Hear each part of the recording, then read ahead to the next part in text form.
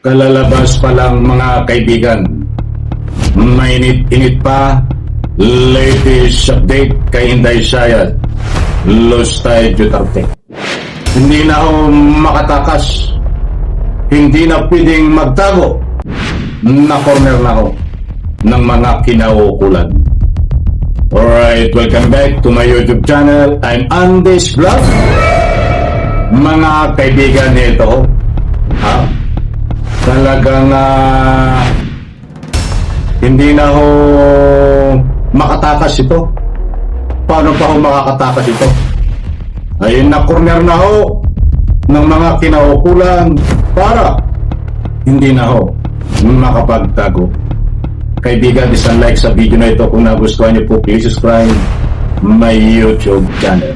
Hindi naman po lingid sa inyong kalaman, mga kaibigan, na itong si Inday Sayad Lustay Duterte ay mayroon pong kinakaharap na mga kaso. At mayroon din pong arrest warrant siya na anytime ay pwede pong ilabas. But sa puntong yan ay nagsigurado na ho ang mga kinaukulan dahil laman ng video na ito na si Inday Sayad ay hindi na makakatakas, so bantay sarado na ng mga kinaukulan, at kahit saan siya pumunta ay wala po siyang lusot, mga kaibigan. Na-corner na. Dapat ganyan. Kung ganyan ba lahat naman, na ika nga po kahit wala pang arrest warrant ay bantay sarado na para hindi makatakas. Dahil ang dami yung arrest warrant na ika nga po mayroon sa ilang politiko at mayroon ding hindi na politiko na pending, nagtatago ho, hindi mahuli. O ba't bueno? Ay saka po natin talakayin niyo. Datapot sa puntong ito, nasabihan ko ho in relation sa binabahagi ko po sa inyo. Ito pong si Inday Sayad Lustay Duterte, ayon ho sa video na ito, hindi na makakatakas, hindi na makakapagtabi dahil bantay sarado na ng mga kinaukulan. Dapat na. Kung lahat ba naman ay ganyan di ba? Didilis, paano na yan?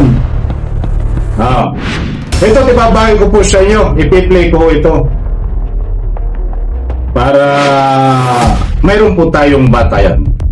Huwag niyo pong kaligtaan panoorin dahil nandito po ang mainit-init pa tungkol ho kay Inday Sayad, kung bakit siya hindi na pwedeng magtago. Ito, mga kaibigan, shout out po sa inyo.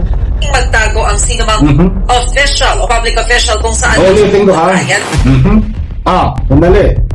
Hindi pwedeng magtago ang sinumang official o public official kung saan man siya pupunta. Yan ang banat ni Palace Press Officer Claire Castro sa pangutsyada ni Vice President Sara Duterte. Kinall out kasi ng Vice Presidente ang ilang media outfit na hindi raw accurate ang mga report nila kaugnay ng travel authority na binigay ng Office of the President kay VP Sara. Sabi ni VP Sara, dapat maging bukas sa publiko ang lahat ng travel authorities mula sa palasyo, kabilang ang travel expenses at public funds. Sagot naman dyan ni Yusek Castro, laging transparent ang Pangulo pagdating sa mga biyahe. Hindi raw nila sinisignal out si VP Sara. Sa ibang usapin naman, tiwala ang kampo ni VP Sara. Maliwanag po, mga mahal kong taga-subaybay, ang napanood nyo sa binahagi ko po sa inyo tungkol dito kay Inday Sayad Lustay Duterte, na pumapalag kasi po siya itong si Sara Duterte. Bakit daw siya sinisingle out?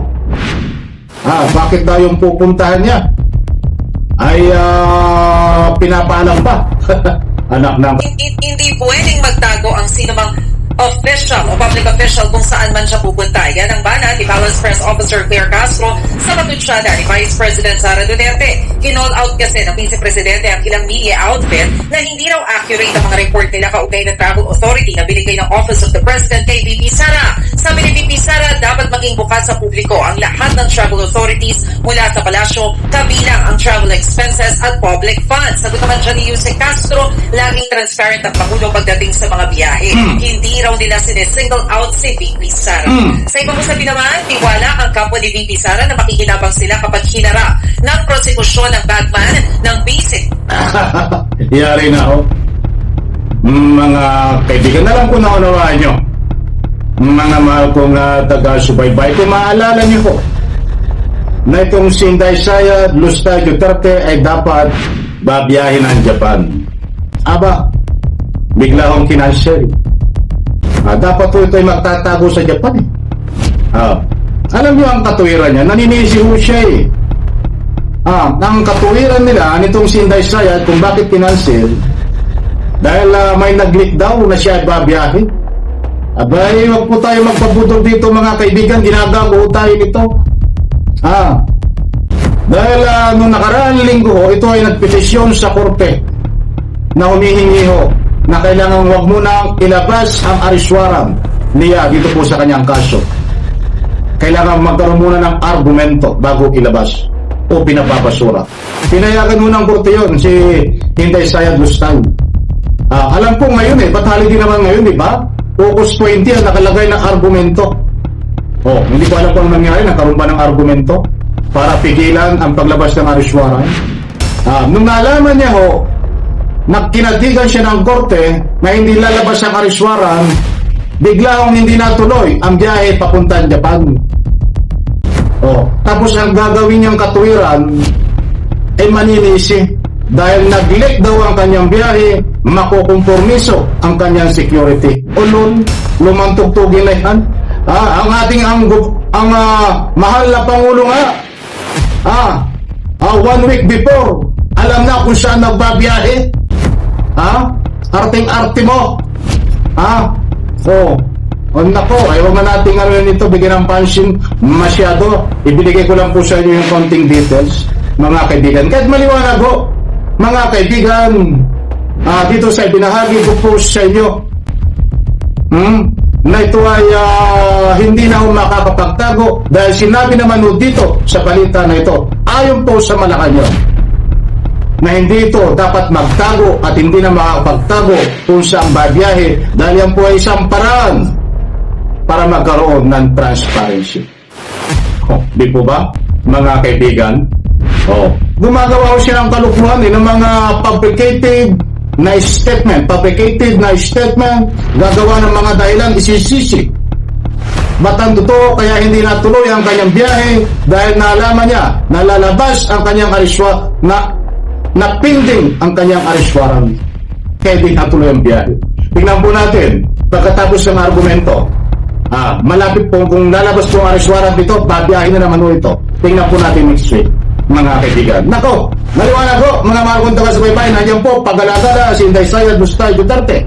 At kahit saan po siya magpunta, pangako po ng Malacanang, ay dapat alam mo kung saan siya babiyahe at na-corner na siya ng mga kinaukulan kahit pumapalag siya dito ho sa mga galawan ni Inday Sara Lustay Duterte. Kaibigan, isang like, isang share sa video na ito. Salamat po.